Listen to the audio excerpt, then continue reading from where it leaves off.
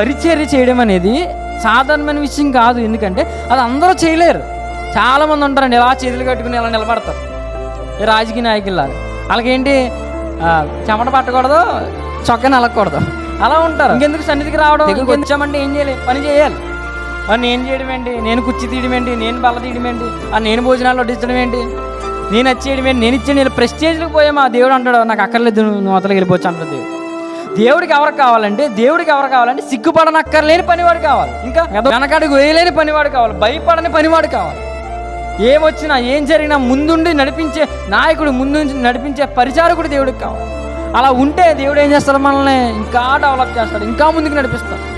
అలా కాకుండా ప్రార్థన అండి అయిపో నాకు రాదండి, పాటలండి అయిపో నాకు రాదండి, పరిచర్య అండి నాకు రాదండి, నాకు ఏమీ రాదండి, ఏమొచ్చు తినమొచ్చా చెప్పండి, ఏం చేయకుండా అలా వస్తారు, కూర్చుంటారు, అలా వెళ్తారు. ఇంకా ఏమనాలో అర్థం కాదు. ఇలాంటి